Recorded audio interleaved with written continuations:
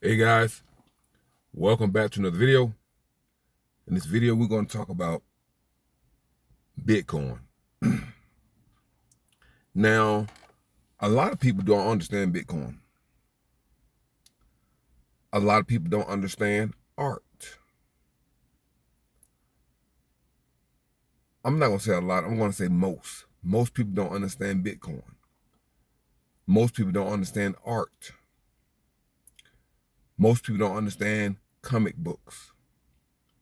Most people don't understand watches, gold, diamonds. See, most people don't understand home ownership. Most people don't understand stocks, bonds, mutual funds, and other investments. So in other words, most people do not understand assets. See, everything I just named are assets. See. But the difference between all the other assets, including Bitcoin and art and watches, the difference between those and home ownership is the other assets do not take money out of your pocket every month. See, a car can even be an asset more than a home. Let me tell you why. Yes, a car is a depreciating asset. That's because there are so many cars. They are disposable and they are easily replaced. However, if a car is taking you to a $50,000, $100,000 a year job, that's how much that car is worth. That's like a bus. Yes, a bus is a depreciating asset, but you use that bus. The bus is being used to create revenue because it's picking up passengers. Your car is being used as revenue because it's taking you to work. So a car is a revenue generating, depreciating asset. That's what it is. So like I always say, guys, do not be afraid to buy a new car. If it's going to take you to a job that's generating revenue. If you can ride the bus to work, ride the bus. If you can ride a bike to work, ride your bike. If you can ride a skateboard to work, ride your skateboard. If you can walk to work, walk to work. Now, if you're intelligent, everything that I just mentioned is an asset. If you're walking to work, your body is an asset. Your legs are an asset. If your legs get damaged, hurt, injured, that asset is going to lose value. Your body is a depreciating asset. Okay? Your body is also a liability because it takes energy and resources to maintain your body. It takes food. Same thing with a vehicle. You got to put gas in. You got to have maintenance. So guys, you got to think logically about these things. A bicycle is an asset. If you're riding that bike to a job that's making you $20, $30, $40, $50,000 a year, it is an asset. And if something happened to that bike and you can't get to work, you will see how much an asset it was. Your mind is an asset. If you lose your mind, you're going to see how much of an asset your mind was. See? So everything around you, if used properly, if respected, it can be used as an asset, including your cell phone, including your mind, including your body, including your voice, including your eyes. That skateboard that you're riding to work, or you're going to school, is an asset. So guys, never underestimate the assets that are in your life. Okay? Now, Bitcoin. Bitcoin is an asset. Bitcoin was not designed to replace the dollar or any other currency. Bitcoin is an asset. Okay? And that is not going to constantly be taking money out of your pocket like a home. Okay? So you got to understand how assets work. There are stamps. There are coins that are worth hundreds of thousands of dollars. There are artifacts and art that are worth hundreds of millions of dollars. See? So the point I'm trying to make is that when something is readily available and it's there in abundance, it loses its value. Like humans, to the corporate America, humans have low value because there's so many of us.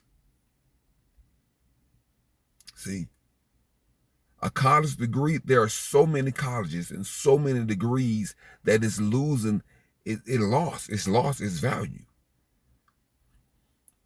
See, a college degree today is what a high school diploma was 50 years ago.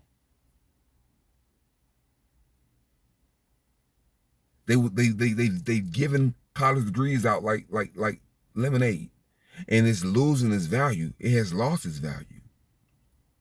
See, value is created by scarcity. That's why luxury brands like Louis Vuitton,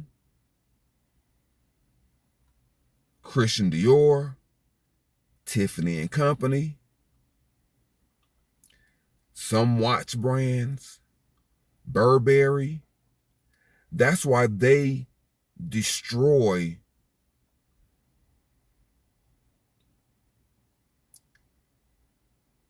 extra inventory. They literally burn it. They literally destroy any inventory that was not sold for that year, because they don't want an excess of inventory on the market. They want to keep it exclusive.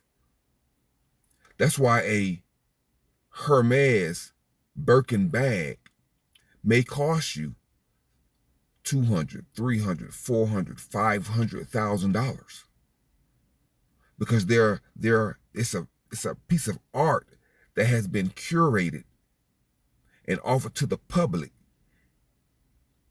at a very limited supply. So people like to carry things and have things in their lives that are hard to come by, that are exclusive, because it gives you a dopamine hit that's equivalent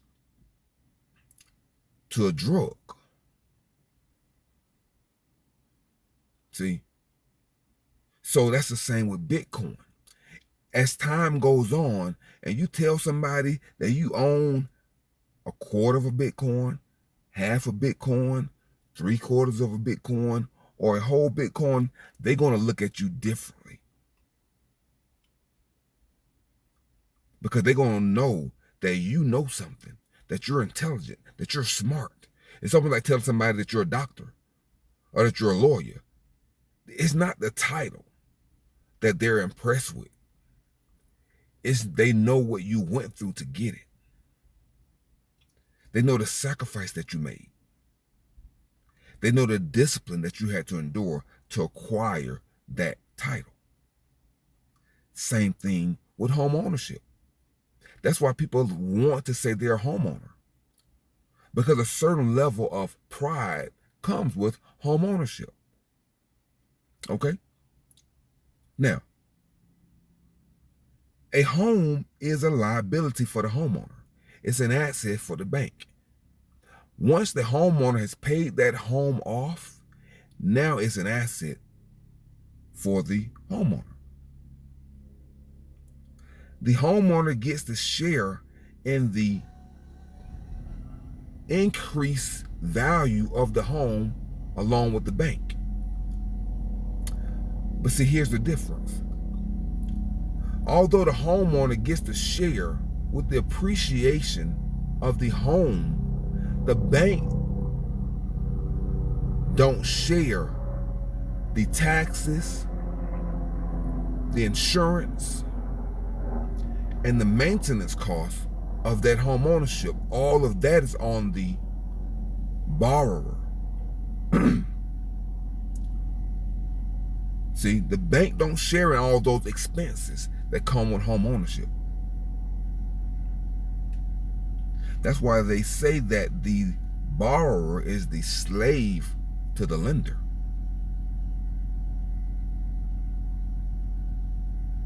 Because you are working for the bank at that point. Yes, you're providing shelter for yourself and your family, but at a huge disadvantage. See, so by the time you finish paying for that home over 30 years, you've paid for that home 4 times, and you don't even realize it. See,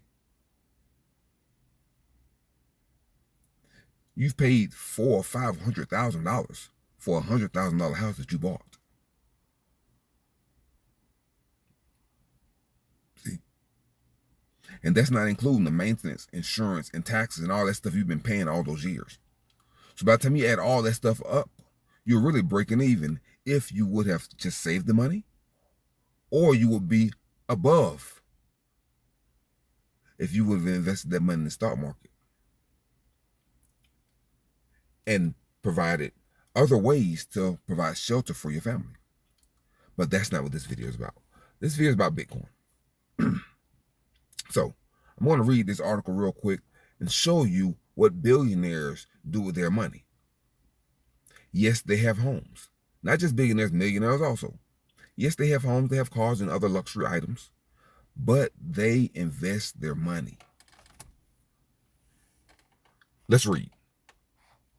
MicroStrategy buys another 27,200 Bitcoin for $2 billion. Bitcoin profits sit at 11 billion.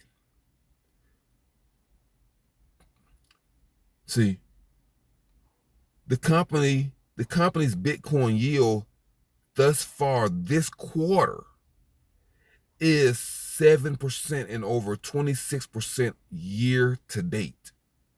Okay? Now, the person that's at the helm of this revolutionary investment strategy is Michael Saylor. Michael Saylor is a MIT graduate computer science engineer. He's the founder of MicroStrategy, based in Virginia. Let's read. Michael Saylor's MicroStrategy, the largest corporate holder of Bitcoin, has bought another 27,200 Bitcoin for $2 billion. Its Bitcoin stash was acquired for a cumulative $11.9 billion, meaning MicroStrategy is currently in profit to the tune of around $11 billion. That's the profit. You know what that means, right? That means that they don't owe anything on that money. That's their profit, not the revenue. The profit is expenses paid after you've paid all your expenses. The profits is what you keep after you've paid your expenses. Let's continue. Saylor's MicroStrategy, the largest corporate holder of Bitcoin, has bought another 27,200 Bitcoin for $2 billion. The Tysons Corner, Virginia-based firm now holds 279,420 Bitcoin, worth just under $23 billion, as Bitcoin has scaled to an all-time high of above 82,000. Right now, guys, Bitcoin is sitting at $84,000, almost $85,000. Now, Bitcoin is going to $1 million. It's going to happen, guys. I know you don't believe it. I know it's impossible until it isn't. Everything is impossible until it's not. So the next milestone is going to be 100,000, and then 120,000, and then 150,000, and then 200,000, 300,000, 400,000. Guys, it's going to happen because Bitcoin is an asset that's been acquired by BlackRock, Vanguard, Bank of America, Stanford University, Emory University, Tesla, Robinhood,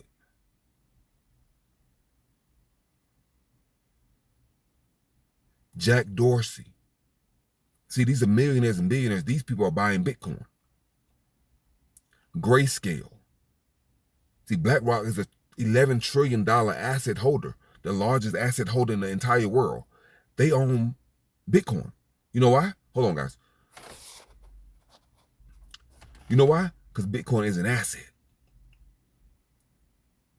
And they want to make sure that the common man, the average person, the retail investor, can't accumulate enough Bitcoin to not work. They need you to be working. Bitcoin is a transfer of wealth from the universe to the common man. Let me say that again. Bitcoin did not come from the government. Bitcoin did not come from the institutions. Bitcoin did not come from corporate America. Bitcoin came from the universe. It is a computer program downloaded to a human to create wealth for the common man. It is a universal power law. And when you talk about universal power laws, it cannot be dictated or controlled by humans.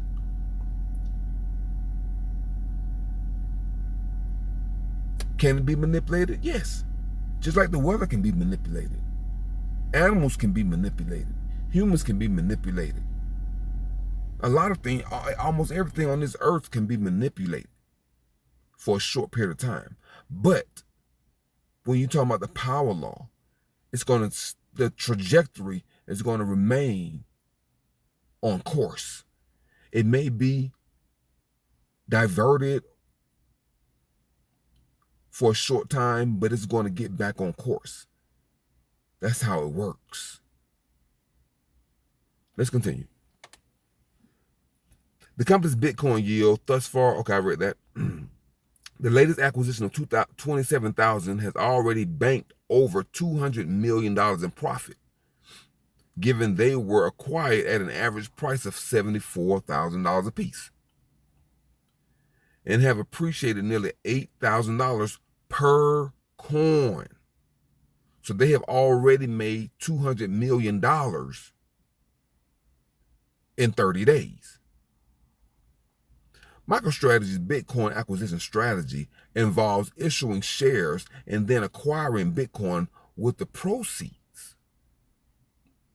See, so they issue shares to banks at a set price. The banks give them a loan based on those shares. And they take that money and they buy Bitcoin. So what they're doing, they're using debt to buy Bitcoin. It's like getting a home equity loan on your home and then going and buy Bitcoin. That's what it's like. Which helps to drive Bitcoin price further, and by extension, pumps the MicroStrategy share price. Because Bitcoin is on MicroStrategy's balance sheet as an asset. See, it's in the asset column, and when Bitcoin grows, MicroStrategy market cap, the value of their company grows. Okay, guys? So MicroStrategy shares are up over 9% in pre-market trading at $295 at the time of this. Right now, I can confirm that MicroStrategy is trading right now at about $330. So that's it for that video, guys. I just wanted to share that quick little knowledge with you about assets and how important they are and why wealthy people acquire them. They acquire them because they know the value in assets. That's why they acquire them. And they know that the dollar has lost 96% of its value in the last 100 years. See? So that's why the cost of goods are so high. It's not that the cost of goods are more valuable, because they're not.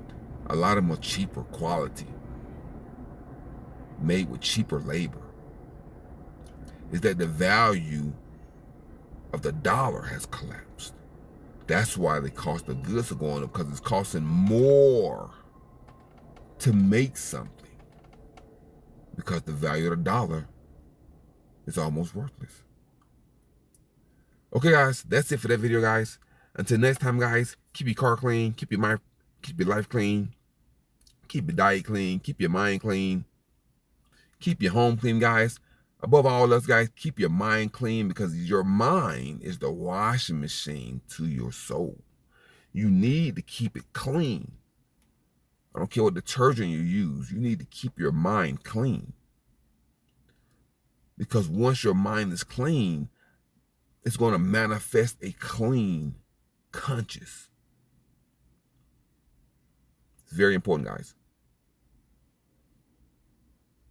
Guys, remember to drink plenty of spring water to flush out the toxins, the chemicals, and the poisons in the food supply. Guys, you are being poisoned. You're being micro-poisoned every single day, along with the food and the pharmaceutical drugs that you're taking, along with the destructive entertainment that you're consuming.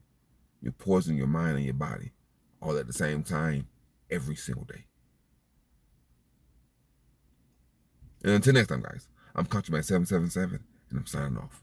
Peace.